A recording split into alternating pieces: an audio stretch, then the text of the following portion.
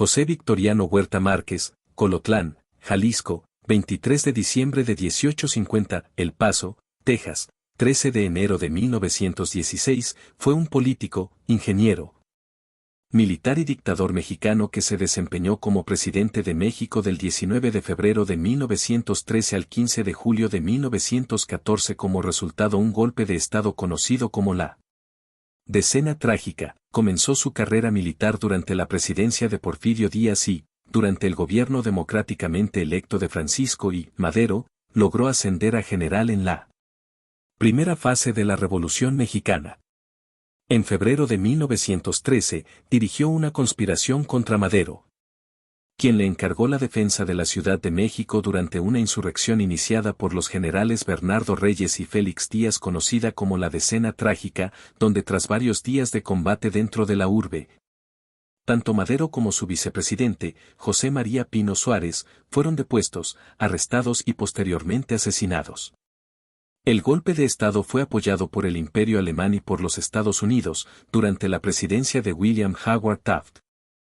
Sin embargo, el gobierno del presidente Woodrow Wilson se negó a reconocer el nuevo régimen y permitió la distribución y venta de armas a las fuerzas rebeldes.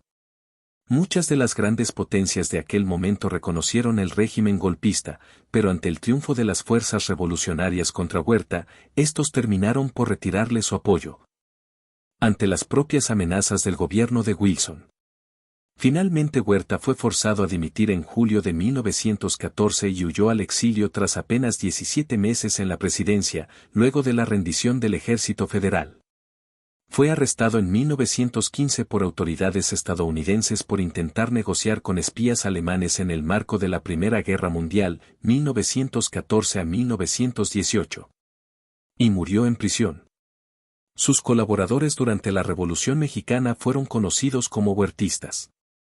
Hasta la fecha, el militar sigue siendo despreciado por su papel en la muerte de Madero, y se le ha llegado a conocer con los sobrenombres de El Chacal o El Usurpador, Juventud y Educación. De acuerdo con los registros que obran en los libros de la notaria parroquial de Colotlán, José Victoriano Huerta Márquez nació y fue bautizado el 23 de diciembre de 1850 en la población de Colotlán. Otras fuentes señalan que nació el 23 de marzo de 1845 en la ranchería de Agua Gorda. Sus padres fueron Jesús Huerta Córdoba, originario de Colotlán, Jalisco y María Lázara del Refugio Márquez Villalobos, originaria de El Plateado, Zacatecas. Sus abuelos paternos fueron Rafael Huerta Benítez y María Isabel de la Trinidad Córdoba, el primero originario de Villanueva, Zacatecas y la segunda de Colotlán, Jalisco y fueron sus abuelos maternos José María Márquez y María Soledad Villalobos. Huerta se identificaba a sí mismo como indígena y sus padres fueron registrados como huicholes, aunque se dice que su padre se refería a sí mismo como mestizo. Huerta aprendió a leer y a escribir en la escuela municipal dirigida por el párroco del lugar, lo que lo convirtió en una de las pocas personas capaces de hacerlo en todo Colotlán. Desde muy joven, Huerta se había resuelto por cursar una carrera militar como la única forma de escapar de la pobreza inherente de su pueblo.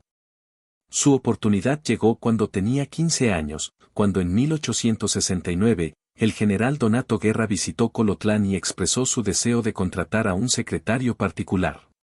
Huerta decidió ofrecerse como voluntario. Como recompensa a su servicio se le recomendó y concedió una beca para estudiar en el colegio militar, donde obtuvo notas sobresalientes que lo hicieron merecedor de un reconocimiento especial.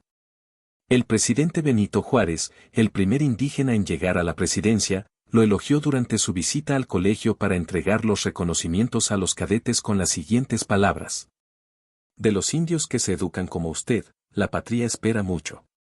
Durante su tiempo como cadete, Huerta fue un alumno especialmente destacado en matemáticas, lo que lo llevó a especializarse por las ramas de artillería y topografía. Con todo, durante la tensa transición presidencial de Sebastián Lerdo de Tejada a José María Iglesias a causa de la revolución de Tuxtepec dirigida por el general Porfirio Díaz, y siendo aún cadete, Victoriano Huerta intentó hacer un golpe de Estado a los 25 años junto con sus compañeros del colegio militar, a quienes se había dado la encomienda de vigilar el Palacio de Gobierno. Gestión militar. Tras graduarse del colegio militar en 1877, Huerta fue comisionado dentro del Cuerpo de Ingenieros. Luego de recibir el grado de teniente dentro del mismo, fue puesto a cargo de los fuertes de Loreto y Guadalupe en Puebla y del castillo de Perote en Veracruz. En ese mismo año se formó, por decreto presidencial, la Comisión Geográfica Exploradora, inicialmente con el fin de elaborar la primera Carta General de la República Mexicana. Victoriano Huerta fue parte del primer equipo que se dedicó a hacer mediciones, planos y mediciones astronómicas por todo el país. 13 en enero de 1879 fue promovido al grado de capitán y asignado al cuerpo de oficiales de la Cuarta División en Guadalajara, dentro del área de ingeniería. El oficial a cargo de la Cuarta División era el general Manuel González Flores, compadre del presidente Porfirio Díaz y presidente de México durante el periodo de 1880 a 1884. Durante ese tiempo, González tomó bajo su protección a Huerta y su carrera prosperó. En la Ciudad de México, Huerta contrajo nupcias con Emilia Águila Moya, a quien conoció durante su servicio en Veracruz, el 21 de noviembre de 1880. El matrimonio engendró un total de 11 hijos. Los nombres de sus hijos vivos al momento de fallecer Huerta en 1916 eran Jorge, María Elisa, Víctor, Luz, Elena, Dagoberto, Eva y Celia. Huerta participó en las campañas de pacificación en Tepic y Sinaloa, donde se distinguió por su papel durante los combates. Era conocido por siempre asegurarse de que sus hombres recibieran sus pagas a tiempo, aun y cuando supusiera tener que hacerlo por medio de actos cuestionables y duros. Luego de una queja hecha por la Iglesia Católica de que Huerta ordenó el saqueo de una iglesia para vender todo el oro y plata que ésta contenía para pagarle a sus tropas, Huerta se justificó diciendo que México puede vivir sin sacerdotes, pero no puede vivir sin soldados. En otra ocasión, tras una queja hecha por un banco, alegando que Huerta vació una de sus sucursales a punta de pistola para pagarle a sus hombres, Huerta argumentó que dejó un recibo comprometiéndose a pagar al banco lo robado cuando recibiera los fondos necesarios desde la Ciudad de México, 20 los siguientes 9 años. Huerta pasó su carrera militar realizando estudios topográficos en los estados de Puebla y Veracruz. Su posición le permitió viajar a diversas partes de la República de forma constante. Durante los años del Porfiriato, la influencia francesa en la cultura mexicana era muy fuerte y Huerta no fue ajeno a dicha corriente, dado que su héroe era Napoleón. Huerta apoyó incondicionalmente a Díaz al considerar que era lo más aproximado al ideal napoleónico, creyendo que México necesitaba de un fuerte liderazgo para alcanzar la prosperidad. Para el año de 1890 Huerta había alcanzado el grado de coronel y por los siguientes años, de 1890 a 1895, Huerta tuvo su residencia en la Ciudad de México, volviéndose un visitante frecuente en la residencia presidencial dentro del castillo de Chapultepec y como parte del séquito de Díaz. Si bien Huerta era apreciado dentro del castillo por su comportamiento de un oficial correcto y eficiente, que trataba a sus subordinados con disciplina y a sus superiores con cortesía. Durante aquellos años comenzó a sufrir de insomnio y severos problemas de alcoholismo. En enero de 1895 lideró un batallón de infantería contra una rebelión en el estado de Guerrero dirigida por el general Canuto Neri. La rebelión fue apaciguada luego de que Díaz consiguió negociar exitosamente con Neri, quien se rindió a cambio de la promesa de la destitución del poco popular gobernador de aquel estado. Durante los combates, Huerta mostró una reputación de oficial implacable que se negaba a tomar prisioneros y que además continuó combatiendo contra los seguidores de Neri aún después de que Díaz había conseguido un cese a las hostilidades. En diciembre de 1900, Huerta dirigió una exitosa campaña militar contra los indios yaquis en Sonora. Durante la campaña militar, que casi fue una de exterminio, cuando Huerta no se encontraba dirigiendo sus fuerzas contra los yaquis, se ocupó también en usar sus conocimientos de topografía para mapear el terreno sonorense. Desde el 12 de abril hasta el 8 de septiembre de 1901, Huerta también se encargó de sofocar, de forma implacable y violenta, varias rebeliones indígenas en Guerrero. En mayo de ese mismo año, fue finalmente promovido al rango de general. Durante 1901 hasta 1902 también combatió a los indios mayas en Yucatán y Quintana Roo. Durante la campaña, dirigió a un total de 500 hombres y combatió un total de 79 acciones militares durante el curso de 39 días. Luego de concluida la campaña militar, Huerta fue promovido a general brigadier y condecorado con la Medalla al Mérito Militar, al igual que ser promovido, a instancias de su amigo, el general Bernardo Reyes, exgobernador de Nuevo León y secretario de Guerra y Marina, como miembro de la Suprema Corte Militar de la Nación. En mayo de 1902 fue promovido a comandante de las Fuerzas Federales en Yucatán y en octubre reportó a Díaz que el territorio finalmente había sido pacificado. Durante su estancia en Yucatán, se volvió cada vez más dependiente del alcohol y su salud comenzó a deteriorarse. Además de verse forzado a usar lentes de sol, alegando que no aguantaba los rayos del sol, Huerta desarrolló episodios de temblores y su dentadura comenzó a decaer, provocándole fuertes dolores. En agosto de 1903 fue comisionado a dirigir un comité encargado de reformar los uniformes del Ejército Federal. En 1907 se retiró del ejército alegando problemas de salud, luego de desarrollar cataratas mientras se encontraba en las selvas del sureste. Quiso entonces aplicar sus conocimientos técnicos al tomar el cargo de jefe de obras públicas en la ciudad de Monterrey y comenzar a planificar un nuevo trazado de calles, e incluso en la construcción del Hotel Ancira. La Revolución Maderista. Victoriano Huerta, izquierda, junto a Emilio Madero, hermano del presidente, centro, y Pancho Villa, derecha, 1912. En la víspera de la Revolución Mexicana convocada por Madero contra el régimen porfirista, Huerta se encontraba viviendo en la Ciudad de México, dando clases de matemáticas. Luego de iniciada la rebelión, Huerta se reincorporó al ejército con su antiguo rango, pero no participó en ninguna de las acciones iniciales de la revuelta. No obstante, tras la renuncia de Díaz, Huerta fue el encargado de escoltar el convoy presidencial de este al puerto de Veracruz que lo llevó al exilio en mayo de 1911.33. Durante la presidencia interina de Francisco León de la Barra y la subsecuente elección de Madero a la presidencia en noviembre de 1911, Huerta llevó a cabo una cruenta campaña en el estado de Morelos para sofocar a las fuerzas de Emiliano Zapata. Entre las acciones llevadas a cabo por Huerta, se encontraba la quema de diversos poblados afines a los zapatistas y el subsecuente exterminio de sus habitantes.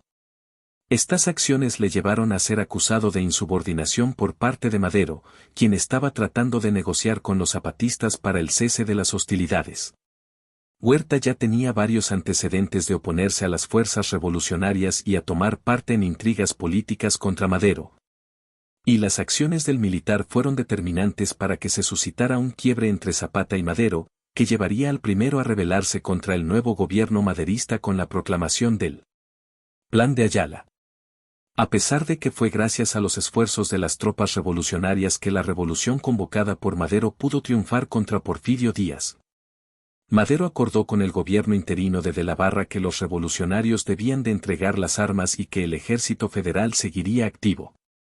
Huerta declaró su lealtad al presidente Madero y se encargó de dirigir las fuerzas federales para apaciguar a todos aquellos que se negaron a seguir la orden de desmovilización como Pascual Orozco.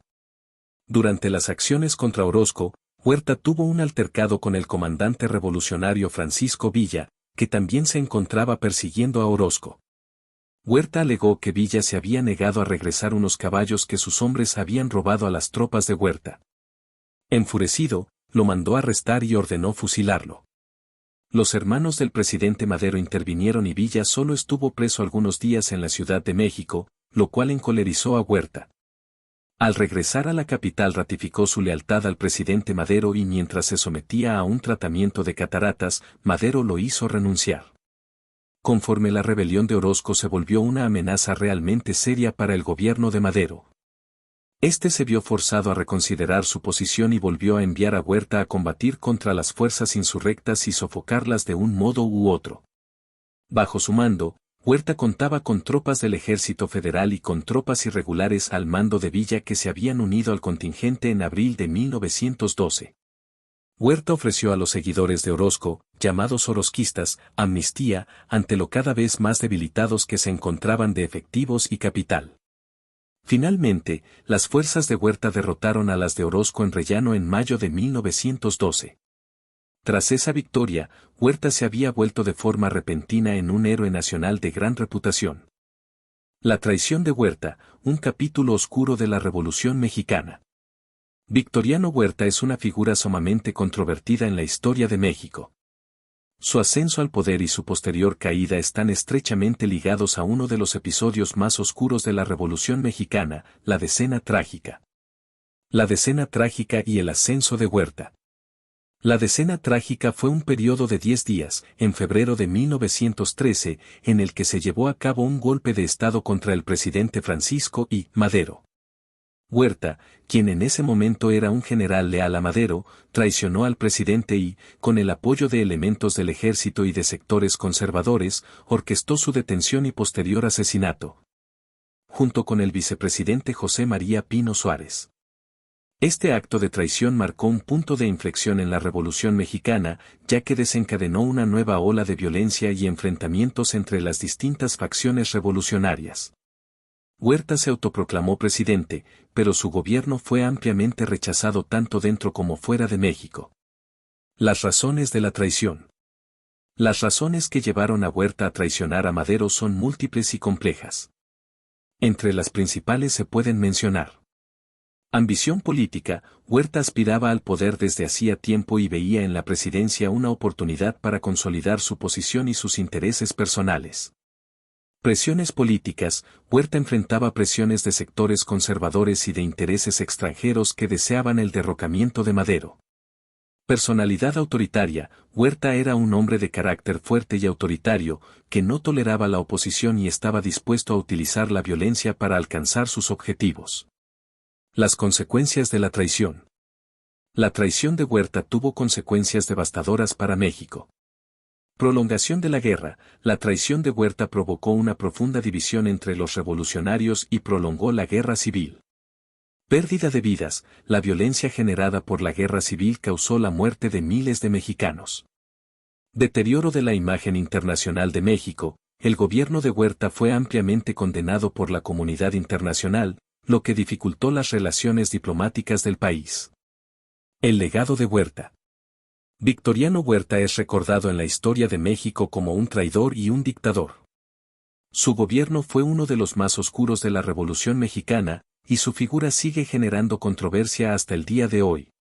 En resumen, la traición de Huerta fue un hecho crucial en la historia de la Revolución Mexicana.